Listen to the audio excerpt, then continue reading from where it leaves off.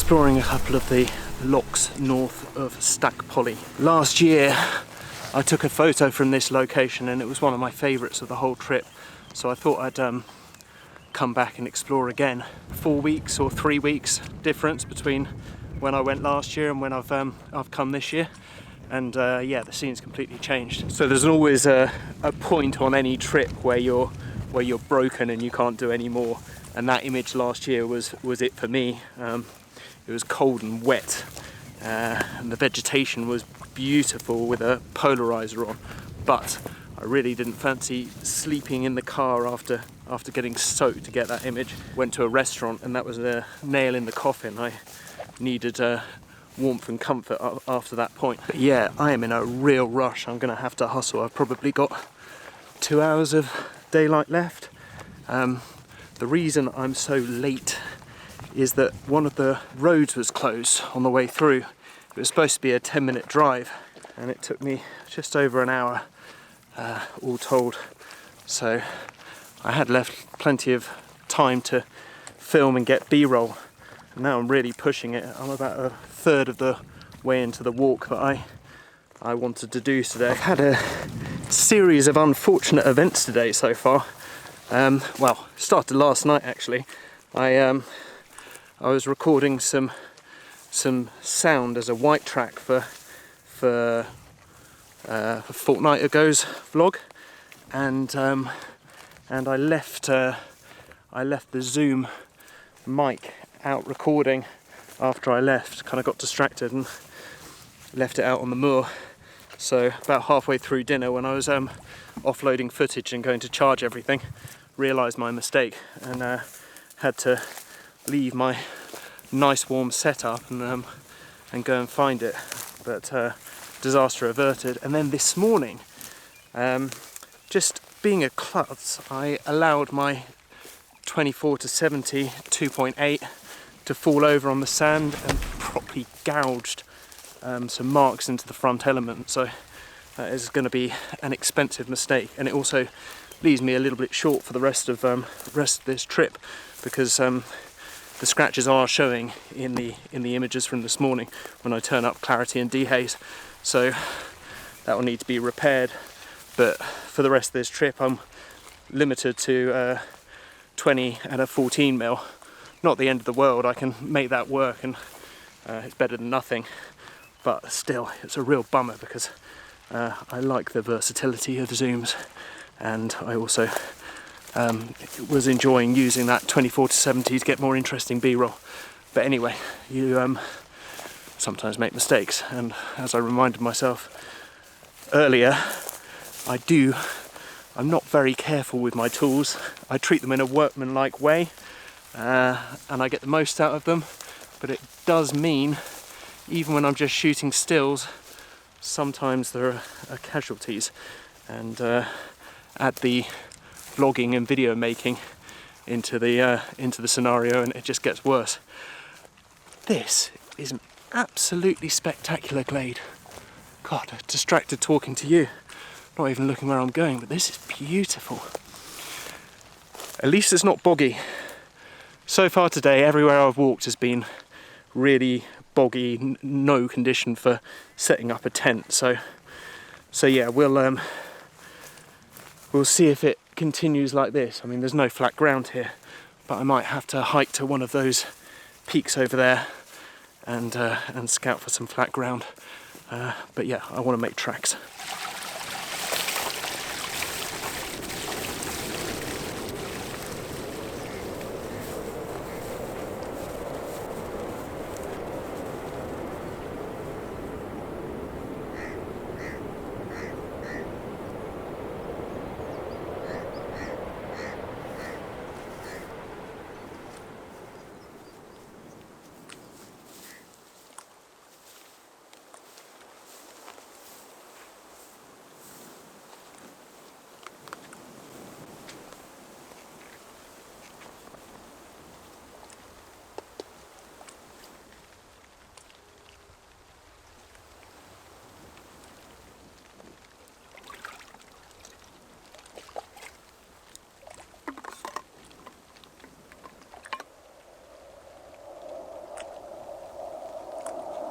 It's nice and still down here next to the Lochen, and it's actually quite dry, the ground, not boggy. But is there any flat ground? Of course there's not. I'm going to filter a little bit of water because I didn't bring any up with me, and I'm going to leave my bag here and go off on foot in hunt of a good place to camp, and also might line up a composition and catch the sunset if I'm lucky, but otherwise I'll save myself for astro. Looks like it might be a clear night tonight.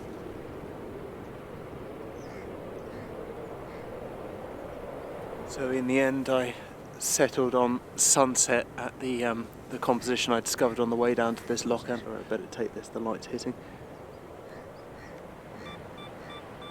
What was I saying? The clouds in the sky are forming a lovely diagonal which matches in with the sweep of the hills in the foreground. So I actually really like this. I don't usually like direct light in my images, but this is just beautiful with the autumn russet colours.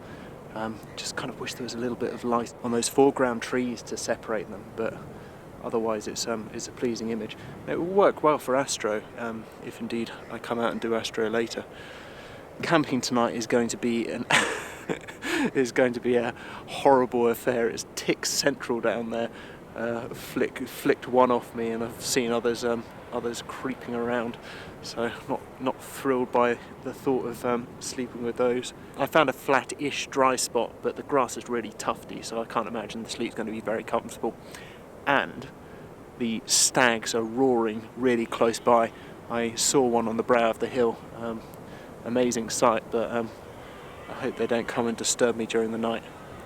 Anyway, I'm gonna shoot while the light is good.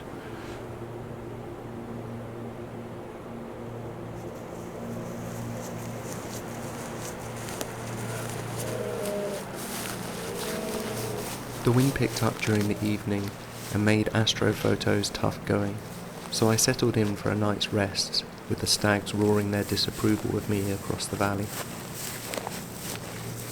The images I took of sunset were fine. I'm not overly fond of them, and I wouldn't even bother posting them other than for educational purposes here. Before I began editing this image, I couldn't put my finger on what was wrong with this composition. Some side lighting would have given the trees some separation, and rain or snow would simplify the scene. While atmospherics would help immensely, I discovered the real problem with this image when I went to apply selective layer masking in Lightroom. As I clicked the AI-powered Select Subject function, I was hoping it would select Cull Big in the centre of the frame, or at least the birch trees in the midground. But instead, Lightroom told me that there was no obvious subject in this image. I hate to say it, but I think the robots are right. Subjects are made by clear contrast. Contrast can come through tone, luminosity, or differentiation in shape or pattern. The subjects in this image are ill-defined because they contrast strongly in none of these key ways. Although I had set up my tent in what I thought was a sheltered location, around 1:30 in the morning the wind changed direction, and my tent, set up in a rush on bumpy ground, became very flappy and unstable. So I settled in for the least comfortable camp of my life. As someone who went to festivals as a youth with no sleeping pad, that's saying a lot. If you like this video, please subscribe to follow the rest of the trip. New episodes are released 10 AM on Saturdays. I'll see you there.